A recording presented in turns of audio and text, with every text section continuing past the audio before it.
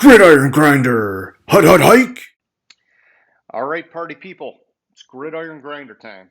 I'm Ryan. With me, as always, is my buddy James. Just a couple of dudes hanging out talking about what's going on in the NFL each week. Tonight is episode 154 of Gridiron Grinder. And so we're going to kick things off with Name That Stadium. Then we're going to jump into the news from this past week. After that, we're going to continue where we left off with these last couple weeks, and we're going to do our AFC NFC West Outlook tonight. And, just like always, we'll close it off with question of the week. And so, yeah, James, with all that being said, how's it going tonight, man? It's going good. How's it going with you? Freaking amazing, dude. Our subscribers have more than doubled in the last 2 weeks. And so we're on a nice little YouTube tear. And I'll shout out to some of the people that let us know who they are. We got Faison Burse, Rico Luth, Mohammed Hamid, Salaha Ganem. I know I'm going to botch a bunch of these names. Fezzy Lifts, Selly Trotter. I like this one. Some Dude. His name is Some Dude. Srivas, Ramachandran, Reap889, and IGL. Those were the subscribers from this past week in particular that let us know who they were. And so big numbers now, man. You said we're up to 67 as of the time of the video. So freaking Yeah, feeling good, man. Feeling good. you, 6.7% of the way to that thousand. To monetization, yes, we're Yes. so close, so close. No, we're still in single digits. That kind of sucks, but it's all right. I mean, hey, our fantasy draft guide video getting a ton of views. That's awesome. It's appropriate for the time of year too, and yeah, it's just nice, man. We got preseason football, and week one's right around the corner, so I'm feeling good, man. Uh, Yeah, I know. It seems like this it's going a little bit quicker this year, like the last like month or so. I think that's because like we missed that week, so it kind of seems like it's kind of piling quickly on where we're getting there. Oh, definitely. Yeah. Yeah. And I think, like last summer and the one before, there were definitely a few weeks there where we had to scrape the bottom of the barrel for topics. And so, Yeah, kind of taking a week off here and there isn't bad all the time. So, but true. yeah, man, hey, how about you take that ball and run with it? Do name that stadium for us. All right, well, this is part of the show. As you can see, I'm traveling around to different various stadiums that host NFL games. I will try to tie it into something that week. If you listen to me or pay attention, I might give you a few clues here and there as I talk about various things. But you guess, you're first person to guess where I am, get it right. We'll give you that extra special shout out, bookmark it. You can rewind it, watch it over and over again. You guess, I mean, just throw a guess out there. We'll give you a little shout out. I mean, Little if you're pat on way the off, back. Yeah. if you're way off, we might make fun of you a little bit, but But no and then press is bad press, right, James? this is true. This is true. And so we didn't have any takers for last week's name that stadium, but I was in Atlanta, and I chose Atlanta because I think they're kind of one of the surprise teams this year. You couldn't tell by their preseason game that's currently going on, but I think they're going to be pretty good. You know, so that's where I went. Oh, they're now winning. Okay. So Yeah, and you got but to I mean, take preseason with a grain of salt. It's a lot of backups, and so you're not getting like a real picture of what that team's going to be. yeah, I know, and like Bijan Robinson, he had his first preseason carry today, and it was a 12-yard rush. So I mean it's pretty Right good, off the pretty bat. Yeah. pretty good right off the bat. But I mean he had what 5 yards a carry on his 4 carries he had today. Okay. Yeah. Now, I mean, hey, I think the Atlanta offensive line is better than some people are aware of, and so I think, yeah, you look at they got him, they got Tyler Algier, and they still got Cordero Patterson. Hmm. And I was even telling you a couple weeks ago, or maybe it was last week, Desmond Ritter is sneaky fast, man. So I think they're going to be, maybe towards the top in rushing this year is probably safe to say. Yeah, Ritter had a bad pass, but I mean he did pretty decent in his limited playing time. He had one bad pass, which was an interception, but I mean he was 7 for 9 for 80 yards, which ain't bad. Okay. So Yeah, that's not too bad, man. Yeah. All right. Well, yeah, hopefully we get some takers. The subscriber numbers are boosting, and, hey, we keep dreaming about maybe one day getting some kind of swag and, pushing it out to our winners. And, so play and tell your friends and family. And one day we'll send you guys like some Gridiron Grinder magnets that you can put on your car or your refrigerator, or who the heck knows. We'll come up with something. But, all right. Let's shift gears here, James. Let's do our recap of the past week. And you're talking preseason. Why don't we just, I guess, throw out some of the takeaways from week one of the preseason? And I don't have these in any particular order. I'm definitely not covering every team and every event here. But, rookie quarterbacks, you got CJ Stroud. He had a rough start against New England. That New England defensive front seven was getting a lot of pressure on him. In particular, their rookie defensive end, Keon White. And so kind of a rough start for him. But on the bright side, their rookie wide receiver, Tank Dell, has been making some kind of highlight reel type stuff going on so far, which is nice. Yeah, but the thing with CJ Stroud, I talked about this when Quisenberry went down. Like that offensive line took a huge step back when they lost him, and that showed a little bit in the first preseason game.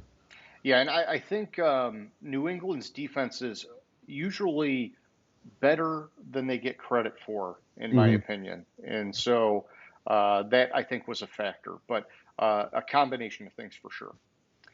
Over in Green Bay, Jordan Love looking okay so far. It's preseason. Nobody knows.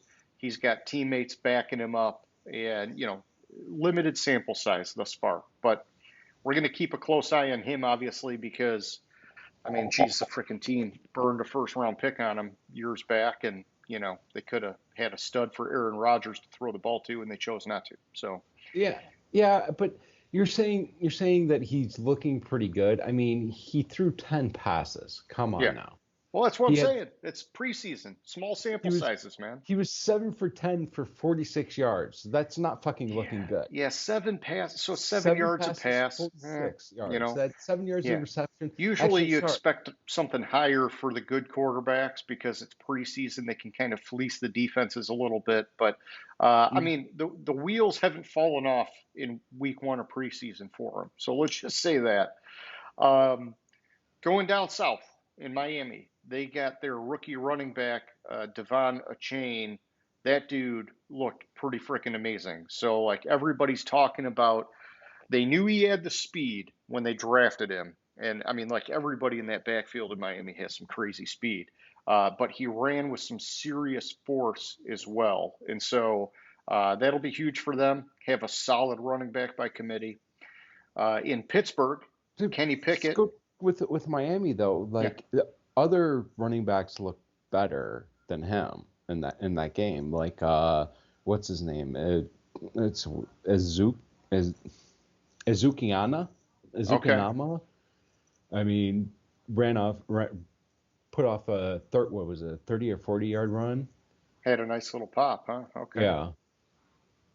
So I just want to point out that team is probably more geared towards running, and they'll have people looking good. So it might be more the offensive line than a chain.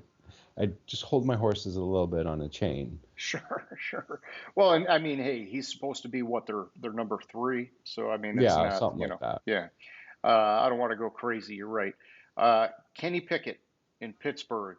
He is looking to have more poise in year 2. Some good reviews on him so far. I don't know. Fantasy sleeper, anyone? I think we'll find out.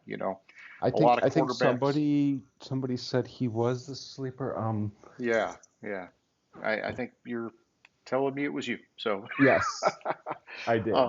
Yeah, and hey, a lot of quarterbacks, they make that big move going into year 2, and he would be the guy to watch out for. So yeah, I was speaking of quarterbacks going into year 2. So I was reading, like, year 1, it's like a 33% win percentage. Year 2, it's like 53. Year 3 is where it starts. It either picks up or it tails off, but the growth definitely drops off, because that's where the quarterbacks is either they can make it or they can't, and it's year Gotcha. 3 that shows that. Okay. Well, then you'd be getting ahead of the curve here. So, all right. Tampa Bay offensive line looks like dog shit. Same as it did last year. Unfortunately, my homie, Luke Gadecki from Central Michigan, not looking good so far in preseason. Hopefully they turn it around, because you got Baker Mayfield likely going to be the quarterback. You got to protect the guy if you want to have a chance. So the Detroit Lions, on the other hand, they've got some rookies looking good so far. Jamar Gibbs, Jack Campbell, Brian Branch, all had good reviews after that first preseason game. That is exactly what we need to see for them to live up to the hype. Because you know me, I'm not huge on the hype train, because Detroit's proven nothing in many, many years. And so anytime there's hype there, it's just like we're going to have freaking letdown. But I'm encouraged so far, and, happy about that. Going the other way, we got Denver off to a slow start. A lot of people are saying, hey, don't get too caught up into it yet. New coach, new system. It's going to take some time to work out the bugs. We'll see. I think there's a lot of pressure on them to be effective come week 1. And so we'll see if they can work out some of these issues. So, yeah. And speaking of Denver, I'll just say that I thought Russell Wilson looked like dog shit in that game. So, yeah, and we're going to cover them tonight. I'll find my note when we get there, but man, lineups is really dragging his rating down. And so, last year, man, a lot of people jumped ship on Russell Wilson. So, all right, keeping it going here, James. Chicago, their offense didn't play much with the starters, but the Justin Fields, little sample size we got from him got some hype. Appears to be legit. DJ Moore giving them a boost. I've seen a lot of people talking about, can Fields make a Jalen Hurts type progression this year? It's possible. His accuracy was pretty bad last year. If he can boost that significantly, we know what he can do on the ground. And so he's got a better weapon in DJ Moore. It's going to be interesting. They could be a little bit of a dark horse team this year. Then the Jets. The Jets are, man, they're rolling. They're feeling good. Talking about their defensive line, maybe being one of the deepest in the league. That showed early in, the preseason there. And, offensively, it sounds like the offensive line kind of a work in progress. But it's like everybody's loving everybody in New York right now. And I don't know. It just, is it wrong that it makes me want it to like blow up on Aaron Rodgers? I don't know. Something about him. Just, I remember his face in Green Bay every time a receiver would mess up or whatever. And he just always had that disgusting look on his face. And I'm kind of like, man, I don't know. Like karma's going to come and get him this year. I hope. Yeah. I think the karma got him last year for the most part, but that's true. It wasn't embarrassing either last year. Yeah. I mean, hey, everything's there for them to make a deep playoff run if guys can stay healthy and put it all together on the field. So, all right, defensive line. This is one I did not expect to see, but there was an article talking about the depth of the Raiders' defensive line. I knew they had Max Crosby and Chandler Jones, but it sounds like they've got a little bit more than that and a pretty good rotation going so far, which would be huge for them. Huge, because their defense has been suspect for a while. So Carolina, that is another rookie quarterback area. Bryce Young having some issues with his offensive line. That one's weird because lineups actually grades Carolina's offensive line pretty well, but they're just not gelling, or at least they're just not living up to the ratings. And so we'll see where that goes. And then this is another small sample size one, but Derek Carr looked good in his limited time last week with the Saints. People are pretty excited about that. And then the last one that I picked up on was Trey Lance. It's the other way. He looked pretty shaky in his Mhm. start with the 49ers. Obviously, that's not good. I think they were kind of hopeful that maybe he'd light up the preseason and stir up some like trade talk or whatever. And it doesn't look like it's going to be the case, at least not this year. So, anything else from week one takeaways that you want to hit on, James? Um, Seeing as though I've had a preview of what question of the week is, I'm gonna hold off on a lot of my comments till Sure. then. But one of the things I will say is when you're looking at um, the Chargers and that running back room, fucking what's his face? The rookie looked fucking sweet. Dotson. Oh, gotcha. Okay. Dotson had he, here's the set. 92 yards on 6 carries and 2 touchdowns. Yeah, that's a pretty sweet little run there. Yeah, so and I kind of liked him a lot. Like when we talked about it with the Eckler issue that, I Yeah. thought Dawson could step in and do a good job there. I mean, yeah, they were playing who they played. They played the Rams, I think it was. Yeah, So and that a bunch of backups. But hey, keep it going, kid. We'll see where it takes you. yeah. So I mean, overall, the Chargers running back room looked great in that game. It was Nice. what was it like? Average almost 7 yards a carry. Yeah, and I think they're one of these teams where there's an expectation that the offensive line is going to be a lot better this year. Hmm. You know, they did have and not just on the offensive line, but they had injuries left and right last year, and so that was dragging them down. But yeah, if they can for sure stabilize that offensive line, that'll do a lot for that offense. Yeah, exactly. But outside of that takeaway, I'll save the rest for later. Sure, yeah, I like that. All right, well, let's get to some of the other news here, James. And I got a lot, so I'm going to kind of burn through it like I've done these last couple weeks. You know, we're starting to be at that time of year where a lot's popping. And so Baltimore, they've had a few things going on. Marlon Humphrey, he is expected to miss about a month with a foot injury. He just had surgery on it. The team quickly went out and they signed Ronald Darby to a 1 year, $3.2 million deal, help kind of mitigate some of that because the expectation is Humphrey's probably going to miss at least week one. We'll see how it goes. But he's obviously a key part of that secondary, and they're going to want to get him back. I did see earlier. I don't have the contract details, but I saw Jadeveon Clowney signed a 1 year deal with Baltimore. Yeah, I had seen that and like it was like right as you were calling me that I had seen that and okay, so it's a $2.5 million deal. It could with incentives it could be worth 6 million. Man, his market just dried up so hard if that's what he's Yeah. signing, you know. But I don't know. I think some of it he's done to himself, so that's okay. And Yeah, he's like still he getting hasn't shots. he hasn't performed. No, So he hasn't performed and somehow some way people keep fucking signing him. yeah, he's not getting paid the big money just for his name anymore. So, all right. So in New York with the Jets, they've been shaking up their running back room.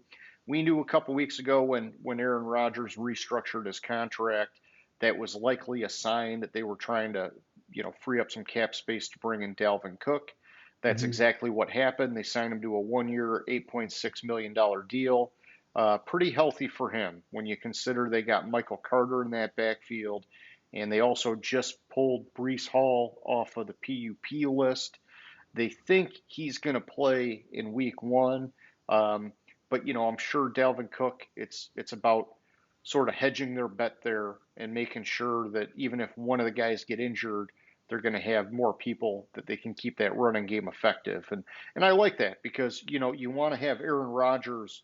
Uh, you know, it's like you want to balance him where he doesn't have to burn his arm out in the regular season at his age, you never know when it's going to fall off a cliff. And so if So, you can balance that offense, it's good. what did you say the Cook's signing was? You said 6 million? 8.6. 8.6. Okay, I just heard the six. A couple things that are interesting in the Cook contract is 6 million of that 8.6 is tied to him not being suspended on the reserve suspended list with his domestic violence lawsuit. So Oh, gotcha. if he's suspended, um, or has to go on like the reserve Yeah. list for relating to that, he loses $6 million. Okay. Huh. That was, I think, some smart negotiating by the team. Yeah, and the 8.6 million, it's like 1.2 million per game bonus. It's and per game bonuses, and a $277,000 per week 53-man roster bonus. Okay. So it's interestingly structured, Team friendly. um, team friendly, but I think what the sign is with Cook and with them signing Cook is they don't think Brees Hall is going to be back.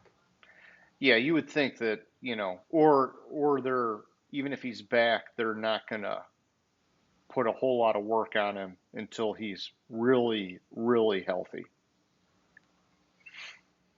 But I like that Yeah, contract. It gets Cook a lot of money if everything plays out in his favor. if And if everything plays and out if in it his doesn't, favor. then the team ends up basically saving some dough. So Yeah, it's a exactly. good flexible deal. Yeah, and then other running backs, we got Ezekiel Elliott. He signed a 1-year deal with the Patriots, worth up to 6 million, up to. And so there's a lot of incentives, I think, in his deal.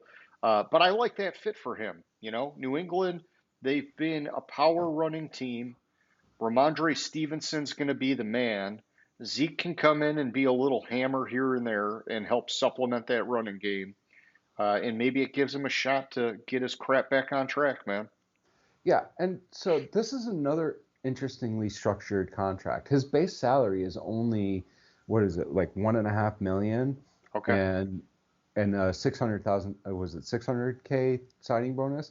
But if he gets hurt before the season, that 1.5 million drops to 1 million, and then the rest of it is the remaining about 4 million is in incentives where he gets $50,000 per game.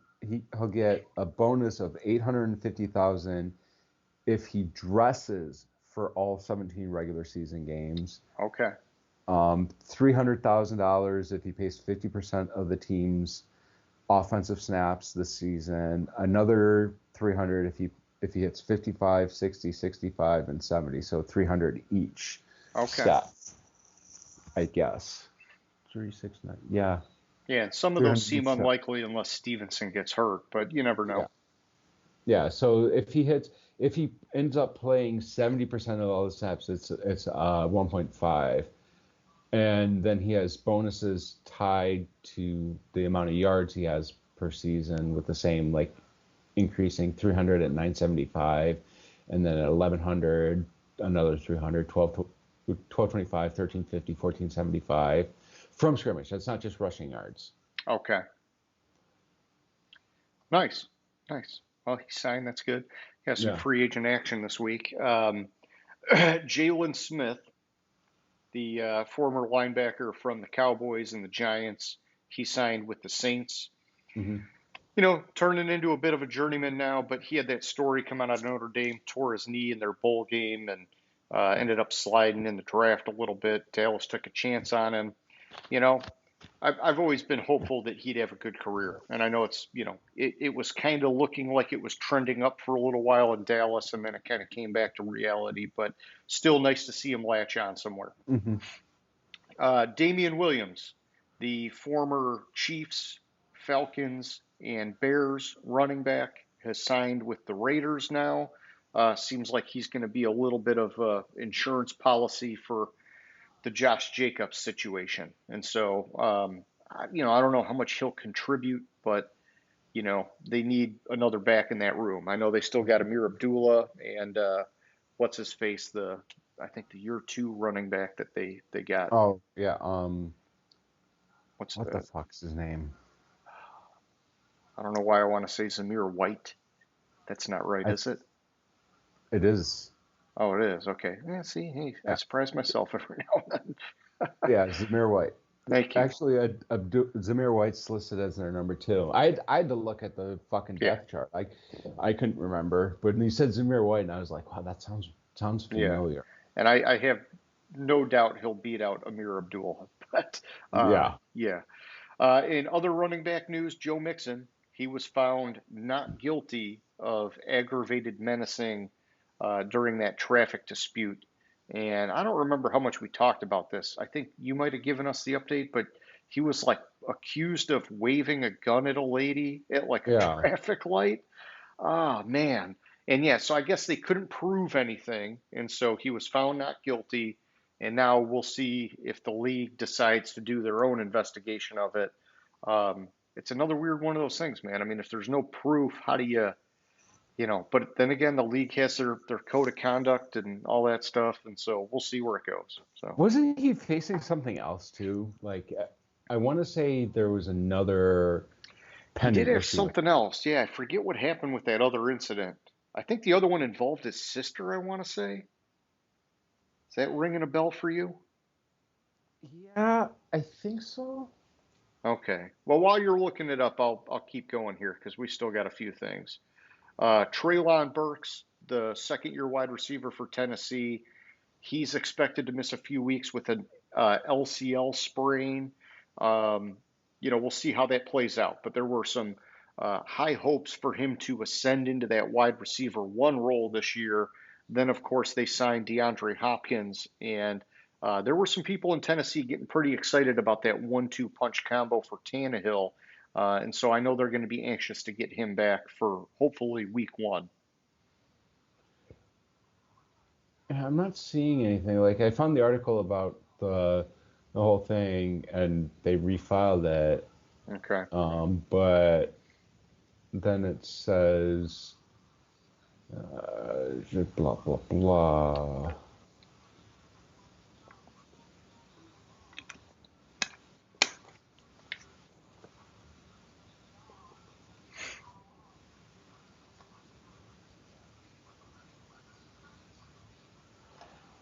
Yeah, I don't know. I'm not seeing anything. For some reason, I thought there was something else. Like, I do remember something else going on too. So it must have just faded off into the abyss of the internet. But if it's serious, it'll come back around. It always does. yeah. So here's the article where he pled not guilty, misdemeanor. Blah.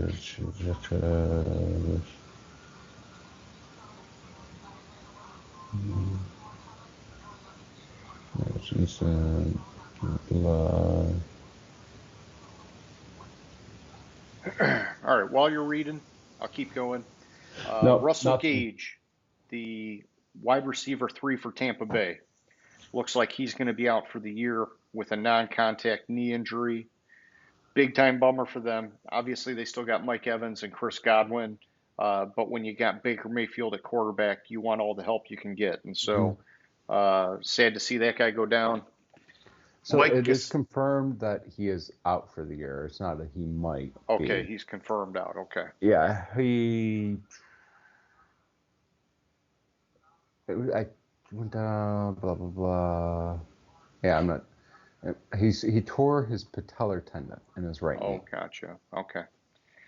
And then we've got Mike Gesicki, the new Patriots tight end. He has suffered a dislocated shoulder in practice. I think that was on Monday.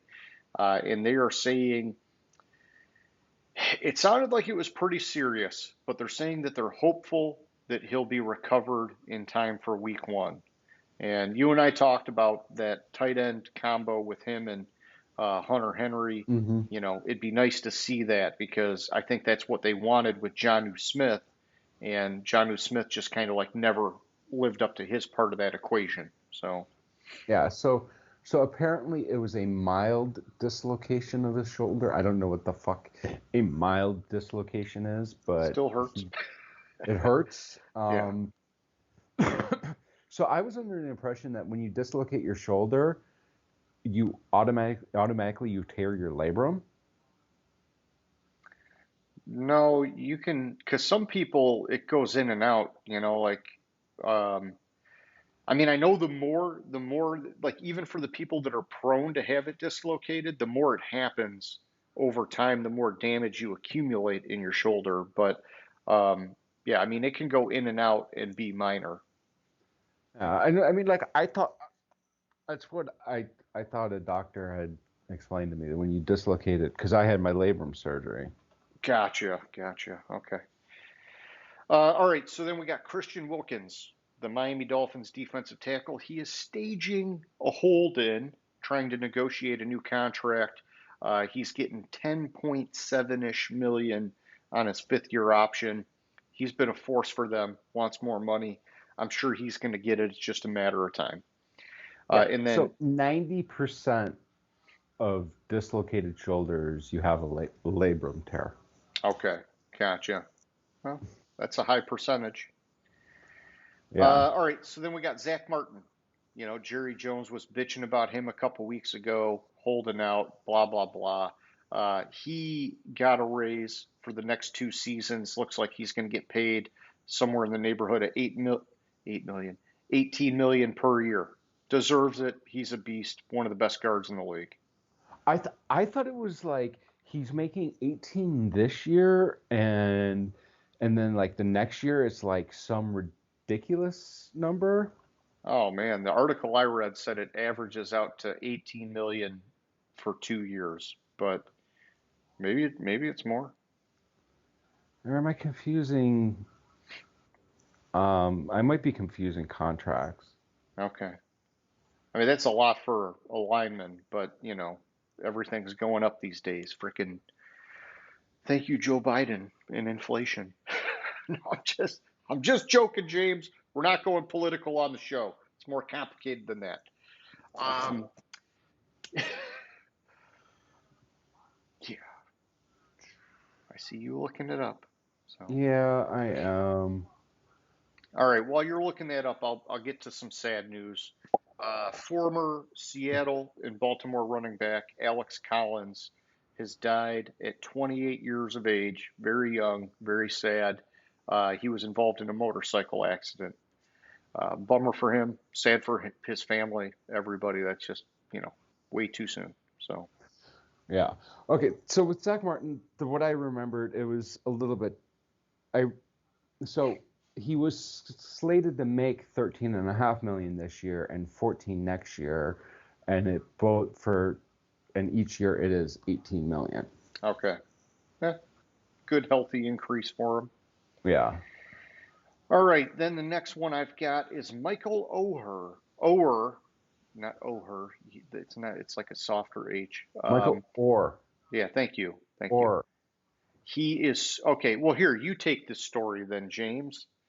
I haven't looked much into it, but apparently he's suing the Tui family Yeah, the for Tuies. like $15 million.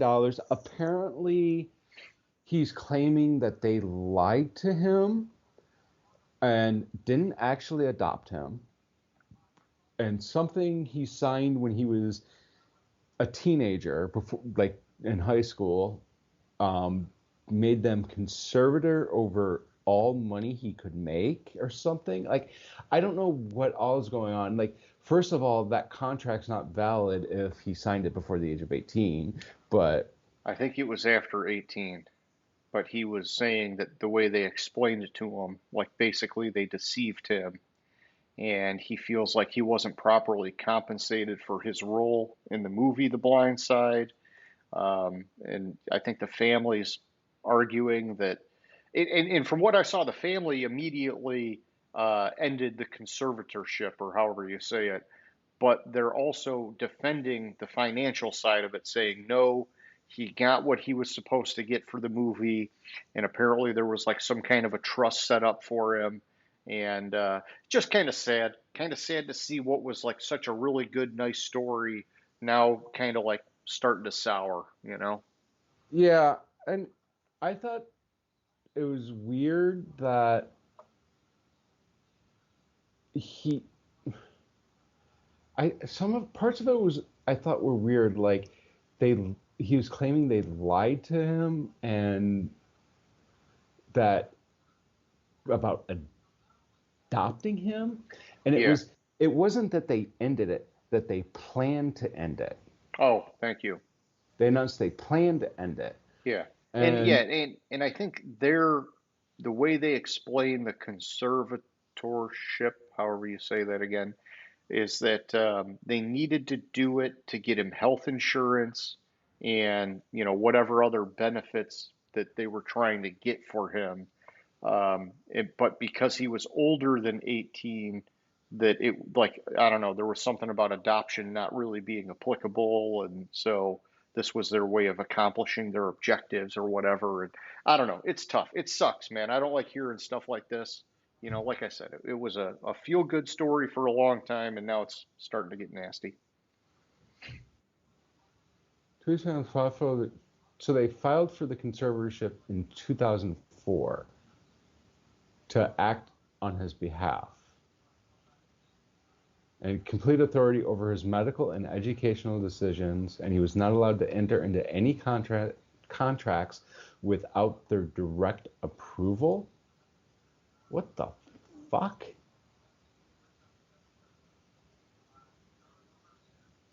And he believed that up until February of this year, the papers he signed were the equivalent of adoption papers.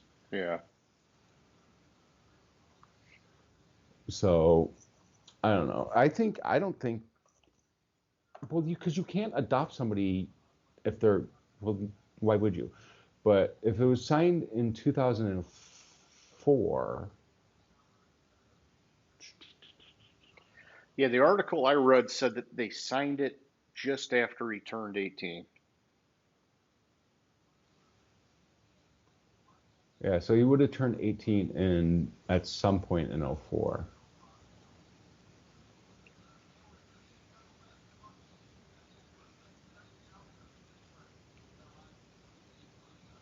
Yeah, so okay, this says he was 18 after Gotcha. he'd been living them for a year. Yeah.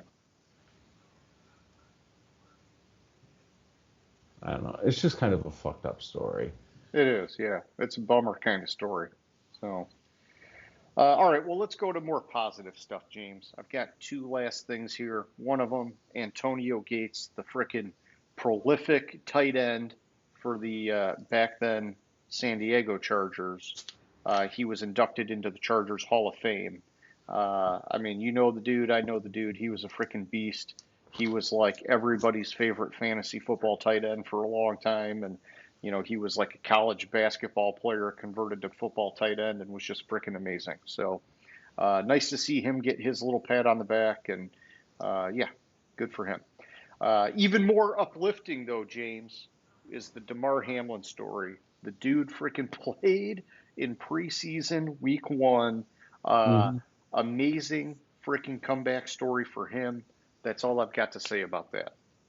Yeah, exactly. All right, news wise, what I missed, man. Another week. There was a ton out there, so I know I missed some stuff.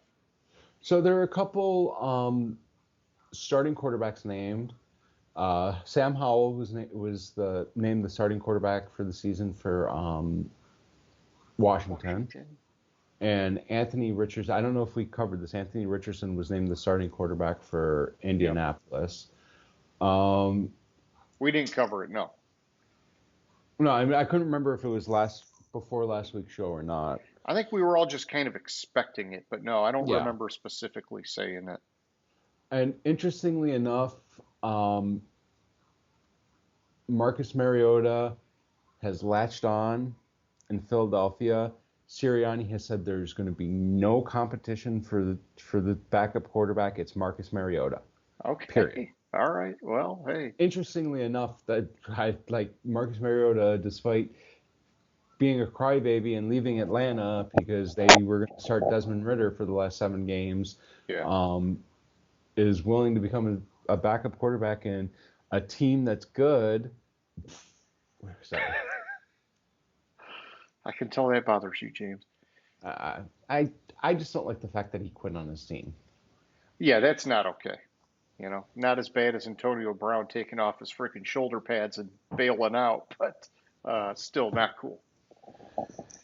Yeah, we kind of expect that from him, though. Yeah, batshit crazy. Yeah, but outside of that, I don't think there were. I'm sure Lions waived Mims, Oh which yeah.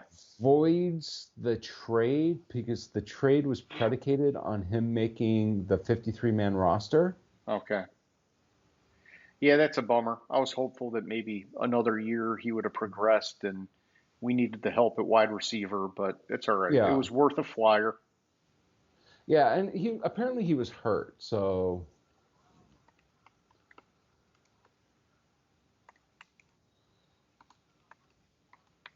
Okay. All right. Well, hey, apparently all the wide receivers in Detroit are hurt. Jesus fucking Christ. yeah, it's not looking good. We're just going to have to use our tandem of running backs to just pound it down people's throats, I think, but that's okay. Yeah. So we'll figure it out. All right. Well, let's go to the main event, James. Our AFC NFC West Outlook. And so, just like I've been doing the last couple of weeks, let me pull up my spreadsheet here. We're going to start off with the Denver Broncos, and I'm just going to hit some of the big moves on the player side of things here. I mean, coaching wise, obviously Sean Payton came in. We know that. Um, looking at the roster, I mean, Latavius Murray's gone. He was kind of like a revelation for him last year when Javonte Williams went down. Hmm. But the expectation is Javonte Williams is back. They did bring in Samaje Perine to back him up. They also signed fullback Michael Burton. And so some encouragement in the running back room there. At wide receiver, they brought in Marquez Callaway, former Saint with Sean Payton. And they also drafted Marvin Mims Jr. in the third round. That helps kind of mitigate some of the Tim Patrick and what's the other guy? KJ Hamler. Those guys are both out Yeah. for the year. And so they still have plenty of weapons at wide receiver, but any more injuries and they'll start getting thin. On the offensive line, they brought in Ben Powers and Mike McGlinchey. They got rid of Dalton Risner and Graham Glasgow and Billy Turner. But hypothetically, it should be a better offensive line this year. On the edge, they lost Draymond Jones, but they signed Zach Allen and Frank Clark. Should be upgraded there. They drafted Drew Sanders at linebacker in the third round. Early, chatter on him is that he's looking good from what I've heard. Um, they did lose Ronald Darby in the secondary, but they drafted Riley Moss in the third round. That one, I don't know how that's going to play out. And then I did have on my spreadsheet, I don't think I updated this, but they lost Kareem Jackson, but I'm pretty sure they re signed him for this year because I thought we talked about him coming back for his 14th NFL season. Um, and then a kicker, Brandon McManus is gone. He went to Jacksonville. I think they brought in Riley Dixon, is what my note was. Or I'm sorry, Riley Dixon's a punter, not a kicker. Sorry. Yeah, so I'm Yeah. not sure what they're doing at kicker, but I was surprised about the McManus thing because, maybe not like an elite kicker, if you will, but he was always a solid kicker for Denver, man. I didn't see him like falling off a cliff or anything. Yeah. Okay. So I did a quick search and it did what's his face? God, I Kareem looked something Jackson? up. Kareem Jackson did resign. He resigned on May Okay. 15th with the Broncos. At kicker, I thought they had somebody. Okay. Yeah, and I didn't see. So yeah, I like to They look have at lineups for a lot of stuff. they have Brett Maher. Oh, gotcha. Okay, yeah.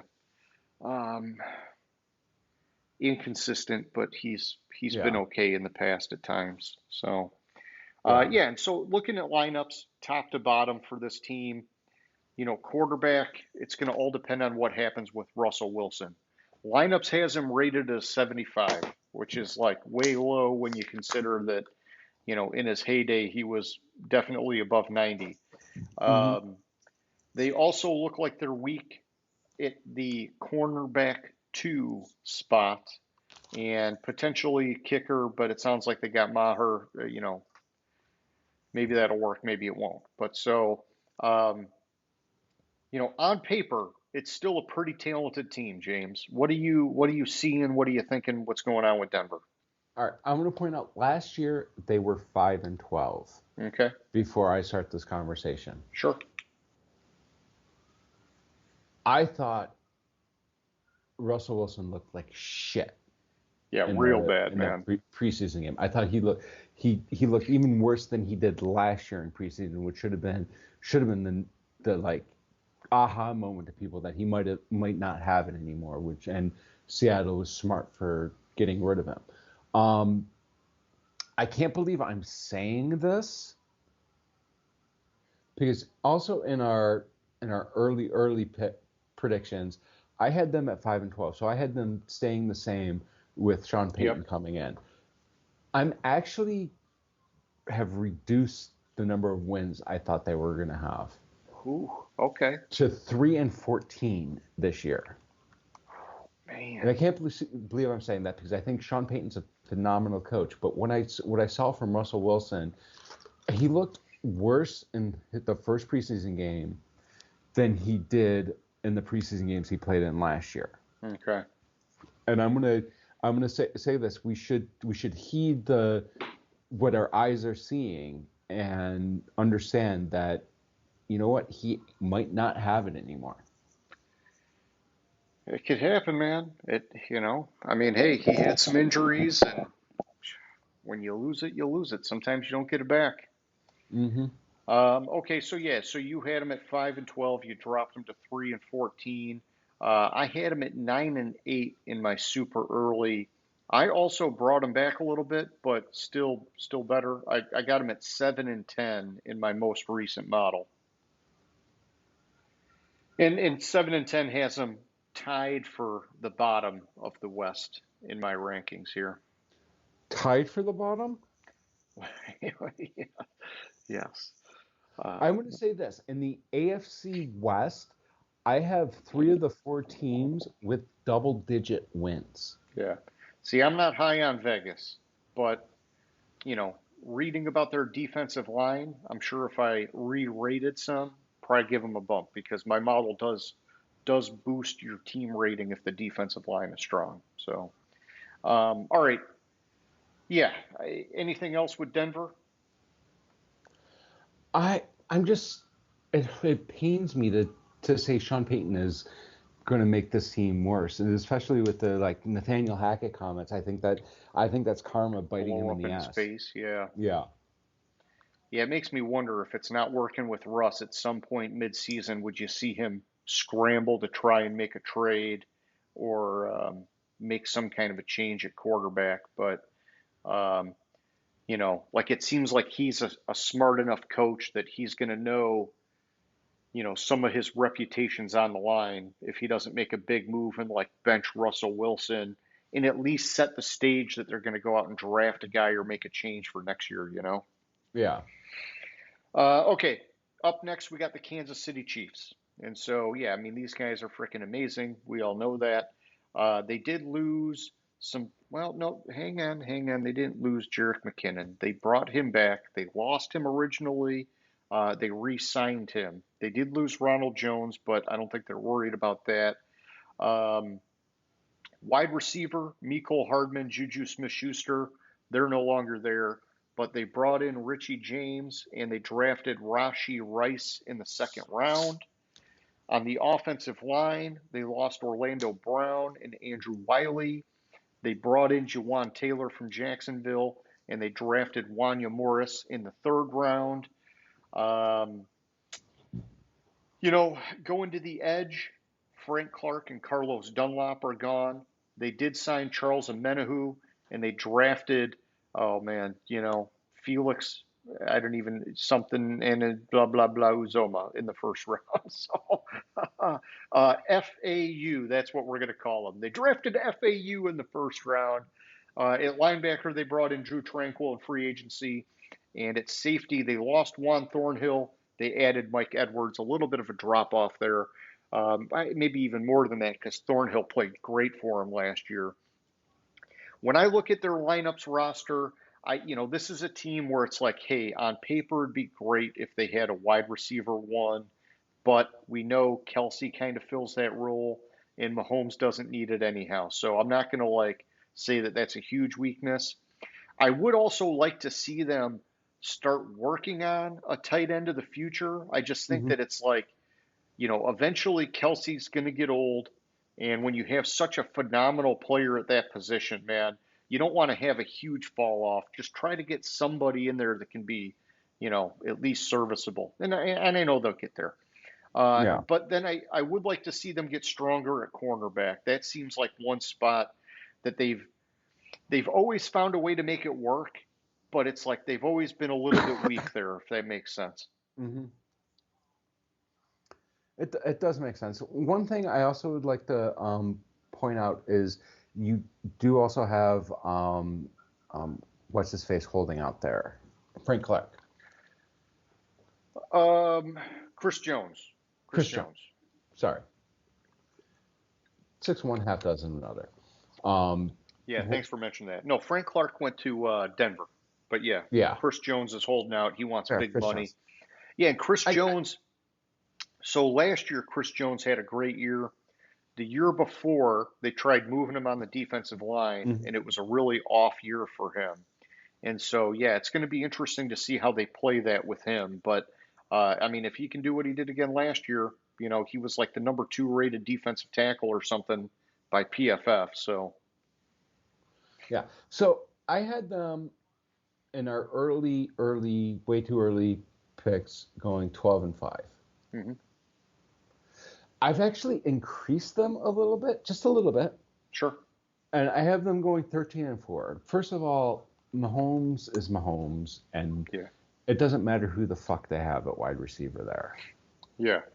I thought their defense looked decent in the preseason game. I think they have a lot of talent at wide receiver, and you'll have somebody step up to be that number one. But like you said, they don't need the true number one with Travis Kelce there. And so I will have them going. Did I already say 13-4? You did, yeah. Okay. Yeah, and so my super early, I had them at 14-3. My model boosted them to 16-1, James. What the fuck? Don't what the fuck me. They could easily get there. I, just out of habit, I would prefer to shave 1 or 2 wins because it's a long season and stuff happens. Probably why my super early was 14-3, but it's tough with the model, man. Sometimes it's hard to manually override it without having a cascade effect. And so, if there was a team that I was just going to let it be, it's the Chiefs. Okay. I think it's a little crazy. I could see it happen. I'm not saying. Dude, they were 14-3 last year. It's only 2 more games. They were 14-3 last year with a lot of rookies and young players. Add a year of stability. I think it's an easy argument that they could be better, man. No, I know. I'm but just yeah, giving 16-1's it's a tall task for any team. I mean, shit. In our way too early picks, I had Philadelphia going 17-0. So yeah. And so I had what the fuck and you then, too. And then I had San Francisco going 16-1. So it's not like San Francisco's a tough one. Crazy. Yeah, but we're going to talk about them in a little bit. We'll talk about them later. Yeah. All right. So now we go up to over to down to whatever the Raiders, and so over and down. Yeah. Over and down. Thank you. So the quarterback thing, Derek Carr's out, Jimmy Garoppolo's in. If you look at lineups, Jimmy Derek Garoppolo's Carr not going is to be the starter there. What's that? Jimmy Garoppolo's not going to be the starter. Yeah, he might not be, man. It's dicey, but he's got a 76 on lineups to Carr's 78. I think there's more of a spread between these two guys than that, and I don't know. We'll see how it plays out, but interesting there. At wide receiver, Keelan Cole is out. I'm sorry. This is another one. They didn't bring him back originally. They brought him back later on. So Keelan Cole's still there. They did a whole bunch of stuff in the wide receiver room. Jacoby Myers was the bigger of the signings. I think that's going to give them a nice 1-2-3 combo with Devontae Adams and Hunter Renfrow. They also drafted Trey Tucker in the third round. At tight end, Darren Waller is off to the Giants. They brought in Austin Hooper, and they also drafted Michael Mayer in the second round. I know you're high on him. On the defensive line, see, this is one where it's surprising me. They're talking about their depth. I'm not seeing major moves. They lost Andrew Billings. They brought in John Jenkins, and then they drafted Byron Young in the third round. Well, I guess they did also draft Tyree Wilson in the first round. So either way, however they get there and improve, they need it. Then at linebacker, Denzel Perryman's out, Jayon Brown's out. They brought in Robert Spillane. I think that's a downgrade overall. We'll see how it shakes out. At cornerback, this is one where it's another team where they can never seem to get cornerback right. They let Rock Ya-Sin go. They brought in Marcus Peters, which I really like that signing. They also added David Long and a few other guys. And then at safety, Deron Harmon is out. They brought in Marcus Epps basically to replace him. And so I think quarterback is a question mark for them just because we don't know what Jimmy G has been up and down. Running back is probably the biggest question mark because of the Josh Jacobs holdout. And then I'm showing on lineups, they have some weaknesses on that offensive line, and they're weak at linebacker. And so, yeah, with all that, man, what are you thinking for this team? All right, first of all, I'm thinking that Jimmy G is not going to be the starting quarterback for this team. Okay. I'm thinking that Aiden O'Connell is going to be the starting quarterback for this team. And after week one of the preseason, I will get more into Aiden O'Connell later. Sure. So I had them at 11-6. I now have them going 12-5. Oh, that's heavy, man. I'm assuming I'm running under the assumption that Josh Jacobs is that he plays, that he's going to play this year. Yeah. But I don't know why. Like, I think I did the same thing last year. I extremely drank the Kool-Aid on. You did, I remember. Yeah, and I told you how much I hated Josh McDaniels, and then I don't know. Yeah. Dude. There's no crystal ball, man. And it's a tough one for me to grade because I know I'm grading him hard. So it's I'm probably pushing him down farther than I should. So and since we're on the topic of the Raiders, I went to look at lineups, and apparently Aiden O'Connell, his ratings is 67. That's because he's a rookie, right? He's a rookie. Yeah. But I hovered over Amir Abdullah, whose rating on lineups is a 73 versus Zamir White's rating on lineups is a 69. Yeah, I'm surprised they didn't boost up Zamir White any more than that, but that's okay. Yeah. I mean, Amir Abdullah, we talked about it. He's made his hay by getting much more involved in special teams, and he can catch the ball well out of the backfield. And, he's not a workhorse guy by any means, even though he was a second-round pick for the Lions. But he's found a way to stay active, which is good, man. Yeah, exactly. But I'm drinking the Kool-Aid again on the Raiders. Maybe this will be it. You never know. This could be the year. It's a tough division, but, that's the NFL. And so, yeah, my super early, I had him at 6-11, James. My updated model has him at 7-10. So a slight improvement. But, yeah, take it with a grain of salt because I was hard on him last year, and I'm just being hard on him again this year. That's all it is. So, yeah. And that's where it has him the Denver Broncos tied at the bottom, as I got them tied with Vegas at 7-10. All right, and so that takes us to the Los Angeles Chargers, and so at wide receiver, they added Quentin Johnson in the first round. Love that signing. I mean, love that draft pick, especially because of the Keenan Allen craziness last year. On the edge, they let Kyle Van Noy walk.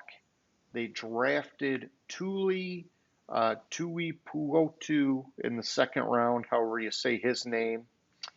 And then at linebacker, Drew Tranquil is gone. They brought in Eric Kendricks, and they drafted Dion Henley in the third round. At cornerback, Bryce Callahan is gone. They didn't really make a straight replacement on him, but I know they've had like some guys in the mix expected to just elevate. And then at safety, Nasir Adderley's gone. And so when I'm looking at their roster, and I don't know how they didn't address this, man. They have just like a gaping hole at defensive tackle, and they've been horrible for a few years now against the run. I'm just surprised that they didn't invest more in that this year, but it is what it is.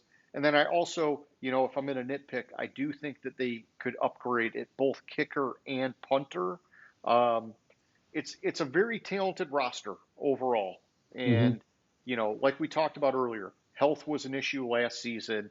I think Brandon Staley is going to be on a very hot seat this year that they need to make a serious run or he's going to be out because there's just too much talent to not make something happen, man. So this is the only team I didn't touch from the way too early to the now predictions. They have nothing's really happened. I agree with you. Brandon Staley's going to be is probably on the hot seat. The defense has to do something. Yeah. And the offense. I mean, this is the year for Herbert. If it's not this year, it's never going to be for Herbert. I have them at 13-4. I actually have them beating Kansas City the last game of the year to win the division. Oh, nice. All right, yeah, and then I guess I'm just curious. So what do you have them for a seed going into the playoffs? I have them as the 2 seed. Okay, and then where's the Chiefs? The Chiefs are the 5. Gotcha. Okay. Just how it shakes out with division winners getting the top 4. Oh yeah, I get it. Yeah. No, and Yeah. that's cool. Yeah, so I've got I had the Chargers at 9-8 in my super early, and my updated model moves them to 10-7. This is one where it's like my brain says they should be better, Mm-hmm. but it's like I also feel like they're one of these snake bit teams that just always get in their way every year, and so I'm going to leave them where the model has them. I'm not going to try to manually override anything.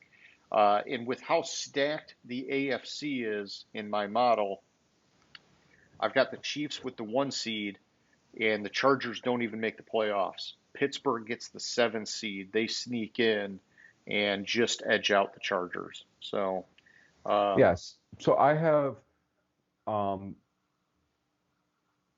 my playoff teams for the AFC is Cincinnati, the Chargers, Buffalo, Jacksonville, Kansas City, Vegas, and Baltimore. okay. So, yeah, I've got the Jets and the Steelers instead of the Chargers and um, the Raiders. Vegas? Yeah, Yeah. thank you. I was like looking for it, like I just marked it so I could reference it. But yeah, hey, the AFC, man, they're gonna be tough to beat, dude. They're gonna be tough to beat. They got a lot of talent. Yeah. Okay, so let's take it over to the NFC. And so we'll start off with the lowly Arizona Cardinals, James. Um, Robbie Chosen Anderson, he is gone at wide receiver. DeAndre Hopkins gone at wide receiver. A.J. Green, gone at wide receiver. They did bring in Zach Pascal, and they drafted Michael Wilson in the third round. They still got Hollywood Brown. I am concerned about what they got going on there. Mm-hmm. Tight end, Max Williams left. They didn't really backfill him, but holy shit, I just drew a blank on their tight end. The former Eagle, you know who? Zach Ertz. Holy cow. Zachers, yeah. He's still there, so, not the end of the world there.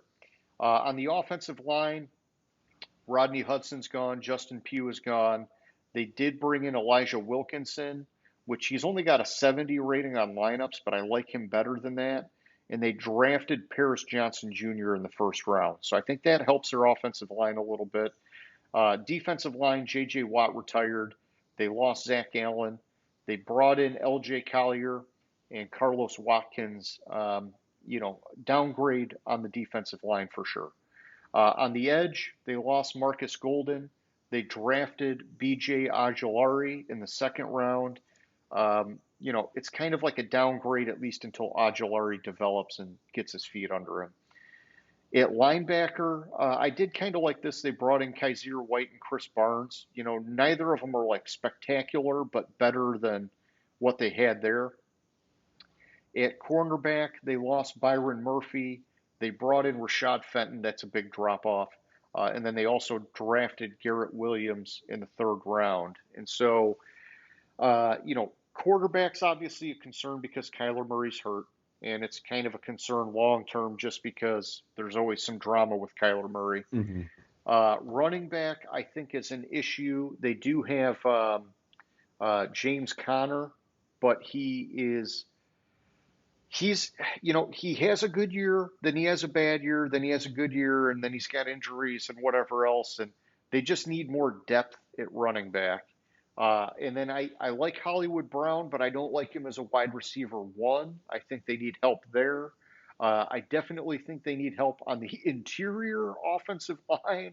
I think they need help at defensive tackle, defensive end. They need a top cornerback, and they even need a freaking punter. This is easily the team with the most holes in the NFL right now. They've got some fucking issues.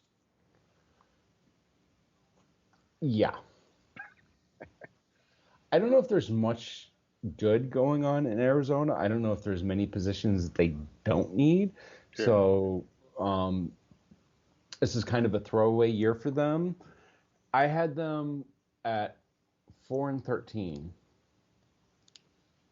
The keyword is had. Yes. Because I think Arizona could go somewhere between 0 and 2 wins. Okay. I wouldn't be shocked if they went 0-17. Okay. I'm going to put them at 2 because they're going to luck into a win here or there. Yeah. But I wouldn't be shocked if they go 0-17.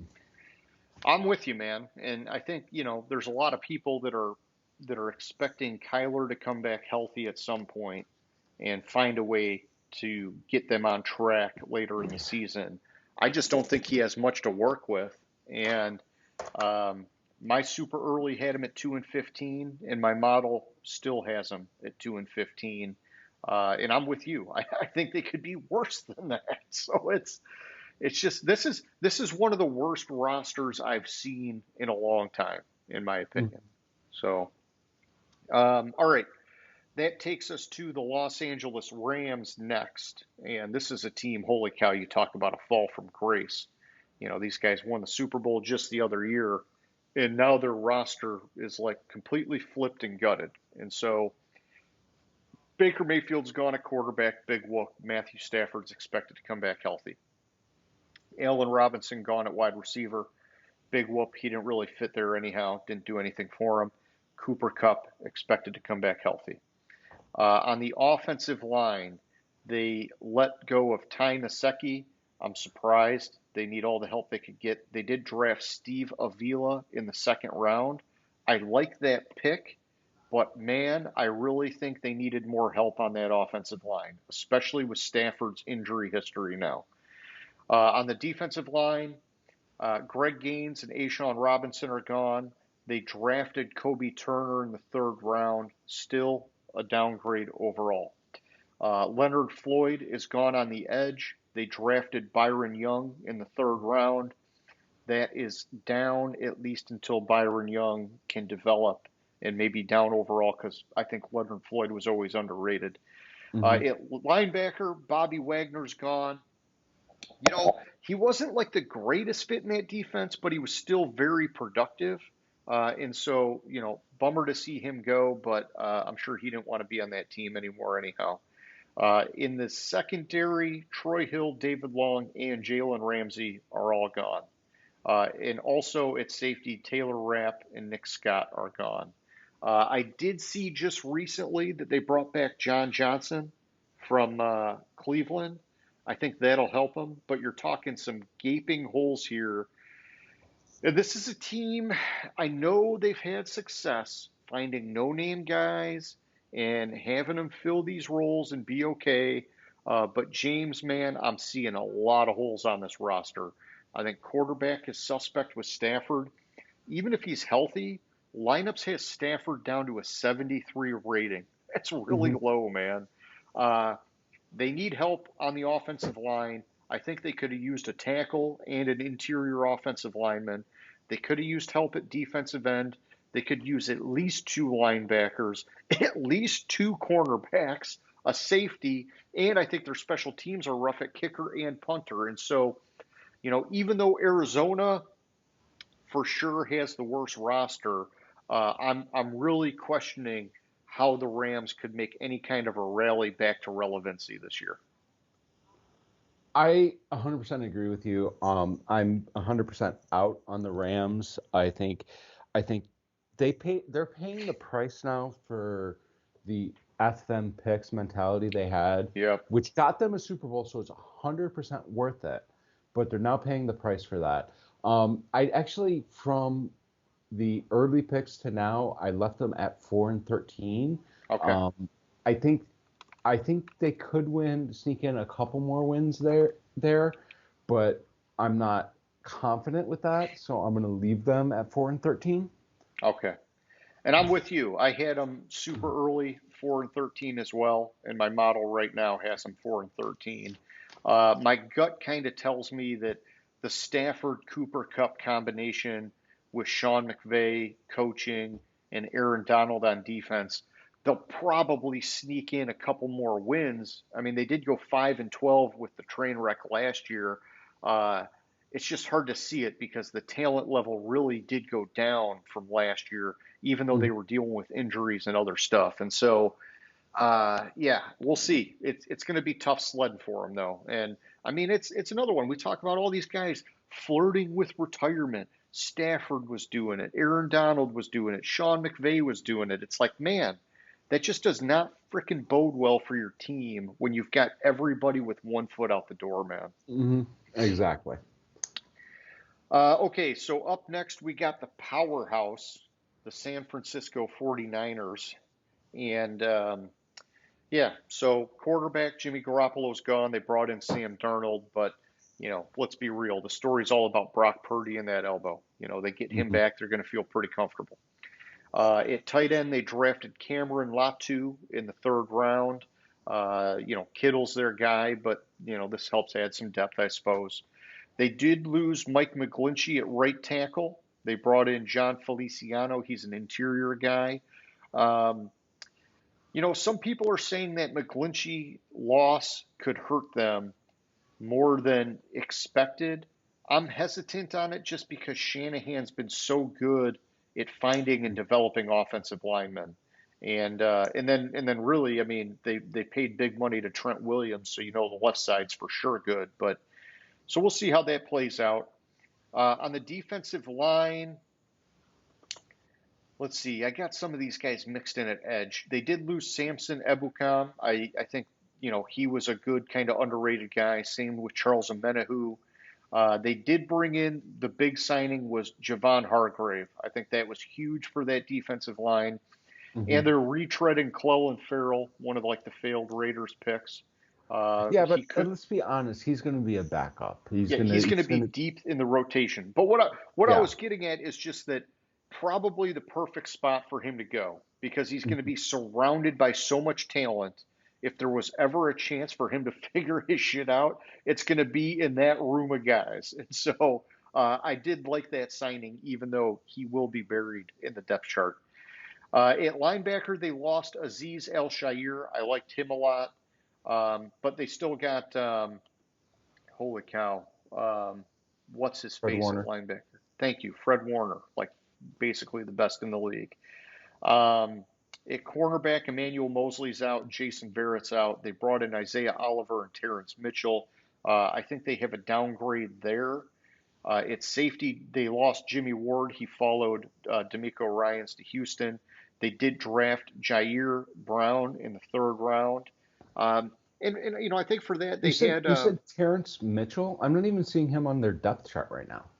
yeah, well, that's not good. That's not good. Um, yeah, and I think at safety, what's it? The dude from USC was like a really good story last year for them, and so losing Jimmy Ward hurts, but they had some depth there. And then a Yeah. kicker, we're going to see how that plays out. But Robbie Gould is gone, and they drafted Jake Moody in the third round. The early results in preseason are not looking good for Moody. I saw he missed a couple field goals. They're saying they're not worried about it, but man, you know as well as I do, kicker could be your freaking Achilles heel in this league, man. And so, Yeah, but they have yeah, Zane Gonzalez as insurance if Moody's just doesn't. Um, yeah, if he doesn't get there. And Gonzalez, hey, he's got maybe one of the strongest legs, but his accuracy is lacking. So I I mean, like seeing Gonzalez though. he's 80. He's done better more recently. I mean, he's 81% for his career, which isn't that bad, and 91 for 113. And all his misses are okay. So he has three missed field goals between 30 and 39 yards. He has 12 missed between 40 and 49, and seven missed at 50 plus. Gotcha. Yeah, hey, you know, But I he think is 127, has seven missed extra points. yeah, I think you could do worse in today's NFL. It's hard to Yeah. find a reliable kicker. Yeah, and so for the 49ers, man, the big questions at quarterback, they've got a phenomenal roster, one of the strongest in the league, but you got to have a quarterback and maybe even maybe even a kicker. Can't believe I'm saying it, but maybe even a kicker. What do you think about these guys, man? So Kyle Shanahan can throw anybody in there at quarterback and he can succeed. Yeah, at least keep them afloat. Yeah. Um, I originally had him at 16-1. I think that was a little overzealous with them. I really like them. Um, my concern is with a lot of times when you have a rookie quarterback take over late in the season, he lights the world on fire, and then the next year, once teams know how to prepare for him, he plummets. Yeah, back to reality. And that's my concern, and I think that could happen. I don't think Trey Lance is is the answer. I think it's Brock Purdy or bust with them. Um, and I'm going to assume Brock Purdy's going to start week one, and he's going to have a season similar to how he started out last year, and I'm going to put them at 15-2. Okay. We're on the same page there, man. I had him at 12-5 in my super early with the news about Purdy progressing and everything like that. My model bumps him up to 15-2, and I think it's lofty, but it's similar to kind of how I feel about the Chiefs. They've got a really solid roster, really solid coach. They can make it happen, so I'm comfortable sticking with it for now. All right, so last up, that gives us the Seattle Seahawks. And so Rashad Penny, they lost him at running back. They did draft Zach Charbonnet in the second round. I like that pick a lot, especially paired with Kenneth Walker. Hmm. At wide receiver, they lost Marquise Goodwin, but they drafted Jackson Smith and Jigba in the first round. I love Uh, that pick. what's that? I love that pick for them in that offense. Yeah, I mean, freaking, arguably the best like trio of wide receivers with him in Yeah. there. You know, Yeah, so exactly.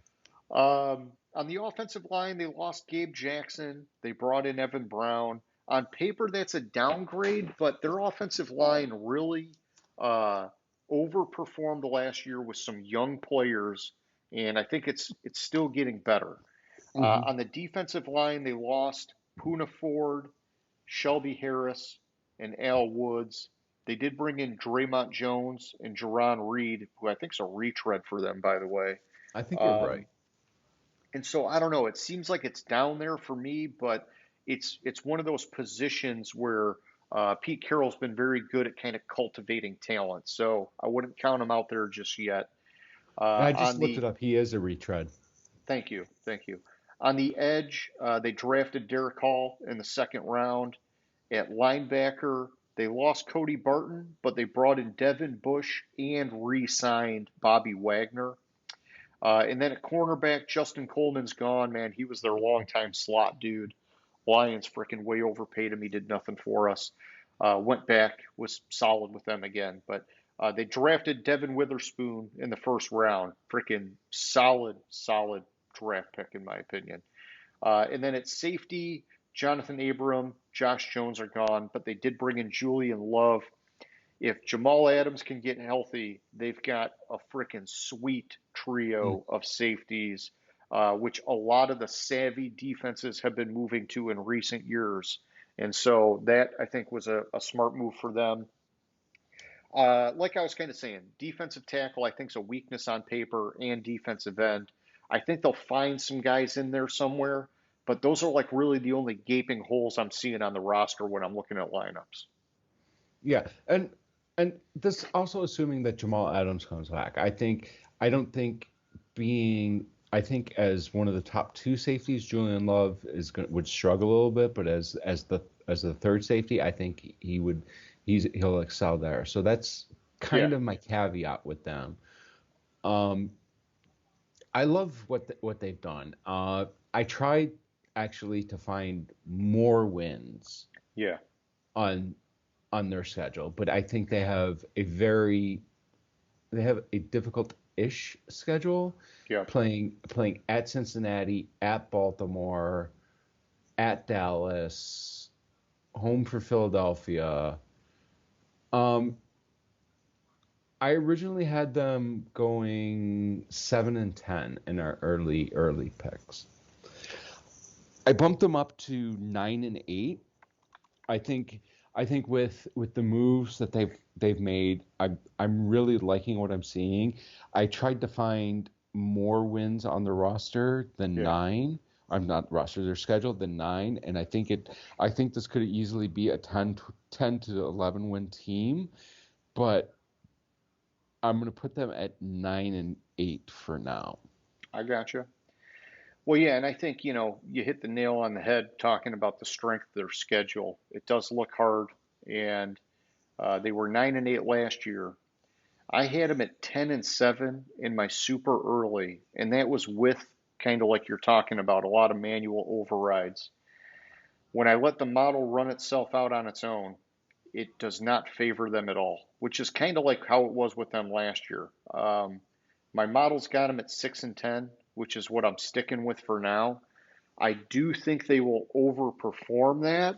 But man, when I tried to just kind of manually pick and choose games, it was really hard, like you're saying. They're playing some tough teams. And so I just decided to step back and say, I'm going to stick with the model for now until I see it. So, Uh, uh, I but I missed the number again. 7, 6-11. 6-11. Yeah. Sorry, I I heard it and I heard 7 and I was like, wait a minute, he didn't say 7. That's No, it's all weird. good, man. Yeah, this one was this is one that doesn't sit right with me for sure.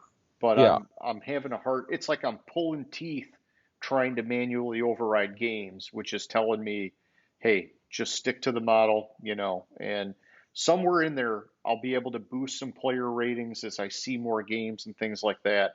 And then I'll be more comfortable making changes. But they should hypothetically be just as good or better than they were last year because the Mhm. roster has only gotten better and that team has now had one more year of experience with each other. But man, my model just is not digging them, dude. Yeah, so the thing I found weird about their schedule is they want, I thought, no, San Francisco, they took second in their division. Okay, that's right.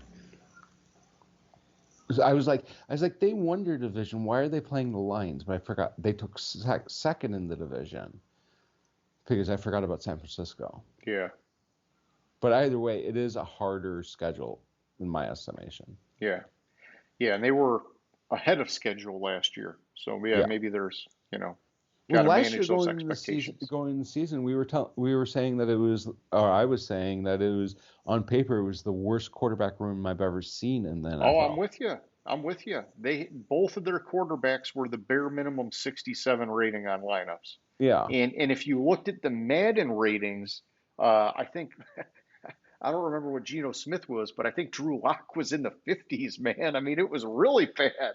So Hmm. no, they definitely blew away the expectations last year. Yeah. And at 9-8, I don't have them making the playoffs. Okay. I'll say that. I have San Francisco as my one seed at 15-2. Yeah, I'm glad you said that. I'm in the same boat. I've got San Fran as my one seed, and I didn't have Seattle getting in. Yeah, on the NFC side, I had San Fran 1, Philly 2, Detroit 3, and man, I was like super hesitant on that. We'll talk about that next week. New Orleans 4, Dallas 5, Atlanta 6, and the Giants 7. So we're actually we have identical playoff teams from the NFC, just a slightly different order. Gotcha. I have San Francisco 1, Philly 2, Detroit 3, Atlanta 4, Dallas 5, Giants 6, New Orleans 7. Gotcha. Yeah, we're pretty darn close there, man. Pretty darn close. Okay, cool. Well, any closing thoughts on the AFC NFC West outlook, James?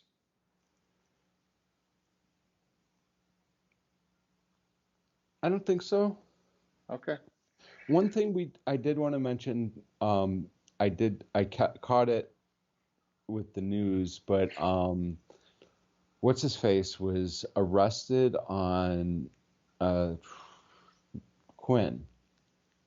Robert Quinn was arrested Uh-oh. Friday on hit and run and assault charges after police say he rammed a pickup truck into four vehicles and smacked a woman across the face before fleeing a residential neighborhood in South Carolina, which is kind of like, it's I don't even know weird. what to say. Yeah. I don't know what to say about it, but I when I was looking up depth charts as we were talking, they kind of caught my eye on the right. Hey, the Panthers are making it a game. It's now 21-19. Sweet. Preseason. I can't Okay. believe the Philadelphia Cleveland game was 18-18. Oh, yeah. Anyways, It's okay. If sorry. there's going to be a tie, let it be in preseason. So, Yeah, really. okay. Well, yeah, let's do our question of the week here, James. It's getting kind of late, my friend.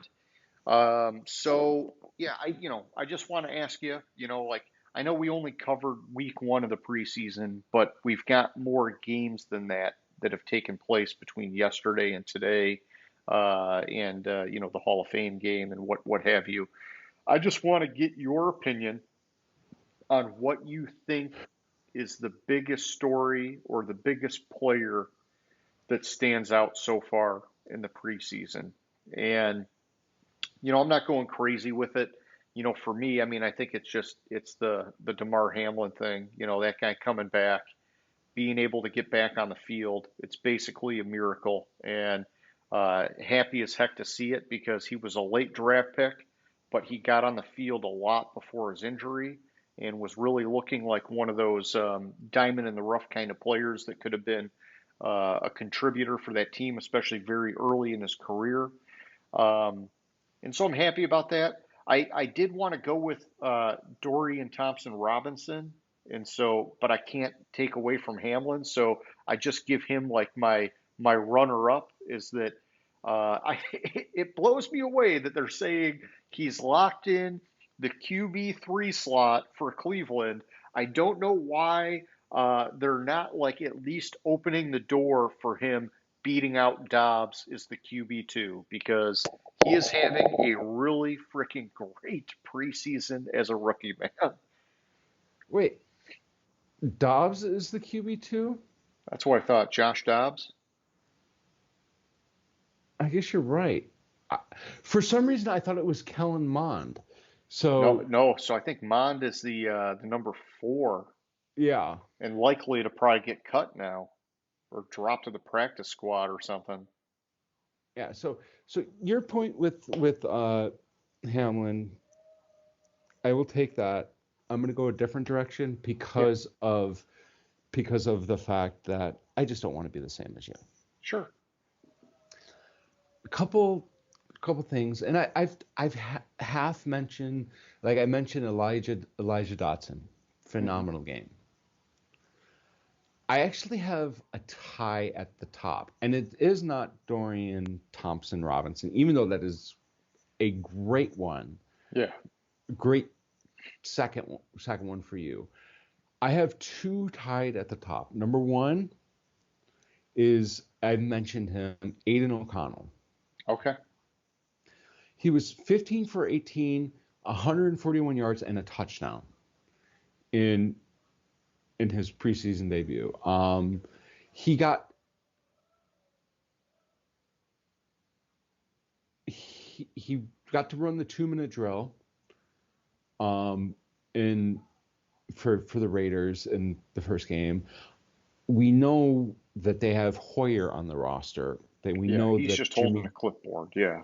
we know that Jimmy G's there. Jimmy G's injury prone.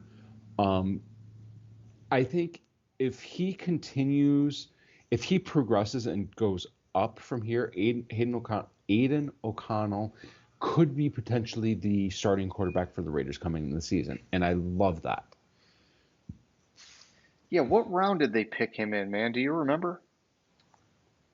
He was a Fourth, later pick, I was going to say, right? I want to say it was fourth. Yeah, man, I love it when those kind of guys come out of nowhere and just end up taking a job. Um, but I don't like Josh McDaniels. So the one that I want to highlight also, and you're going to laugh at this one, it's Malik Willis. As you remember, he was benched in his first preseason game or in preseason last year for running the ball too much and Yeah, not throwing it. yeah, He had extensive, decent amount of play in the preseason game. He went 16 for 25 for 189 yards.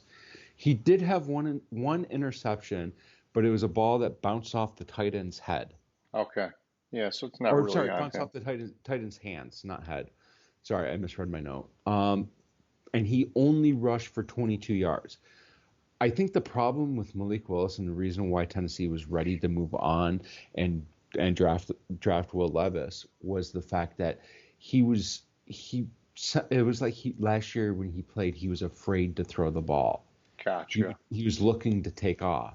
And I think this preseason game kind of gave that glimpse of what he could be if he stays in the pocket and doesn't run the ball. I'm not Okay. saying he's going to latch on with Tennessee and be the starter in Tennessee, seeing as though they did draft Will Yeah. Levis, but what I'm starting to see in him, he looks like a potential starting quarterback in the league. Yes, it's preseason. I don't want to overreact preseason, Yeah. but he could potentially. That's when you win your job is Yeah, I'm just wondering preseason. what you do with that, man. You know, is that a freaking Denver prospect? If you're worried about Russell Wilson. Put it this way: if what I saw with Willis in the first preseason game and what I saw of Russell Wilson, I would probably put Denver at 7 wins if they had Willis instead of Wilson. Based on what I saw in I got preseason. you. And Yeah, I that's got you. crazy to say. But I think what I'm seeing in preseason, number one, Aiden O'Connell, a fourth round pick that looks like he looked like he could be a starter in this league in his first preseason game. And Malik Willis, a player that everybody wrote off, looks like Yeah, he it's so could hard to write a potentially guy wax off up. that early in his career, Yeah. man. I, I just remember growing up, fucking quarterbacks were never expected to do anything in their first year.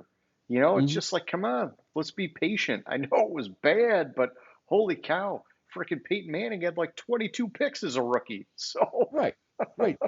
But the issue with Willis wasn't what he was doing with his arm. The issue was with Willis was he was looking to run the ball yeah, too much. yeah, And he was more of a running back than a quarterback. yep, And I gotcha. that's why I'm saying everyone was ready to write him off because he didn't look like he was willing to actually throw the ball. Yeah, And what I saw in the preseason game was what I expected out of him going into last year. And I expected him to compete with Tannehill last year for the starting job because I thought he could throw the ball. And if he wasn't looking to run the ball so much, I think he would have competed with Tannehill for the starting job and potentially could have been a different story for the Titans last year with making the playoffs as opposed to Jacksonville winning the division. I got you, man. I got you. Well, hey, I hope it comes around for him. I mean, it was tough. He slid in the draft, and then a lot of people were kind of like, oh, rightfully so. But Yeah. you never know with these guys, man. They're young. They take time to get better, and the dudes that put in the work, man, those are the guys that get there. And I don't know what's going on with him, but it sounds encouraging. So, all right. Well, that's our question of the week. That's all I got for tonight, man. I'm excited for next week. We're going to be going to the AFC NFC North. Um, you got any closing thoughts? No, I don't think so. All right. Well, hey, anybody who's watching, we hope you like the show. If you haven't already, hit that subscribe button and, man, shoot us some comments. Let's get engaged here because it's great to have football back, and we're getting a lot of numbers on the YouTube channel. So it'd be cool to just keep boosting it. So, but yeah, like always, man, it was a good time. I'll catch you later, James. All right, sounds good. Have a good one. Gridiron Grinder. Hut hut hike.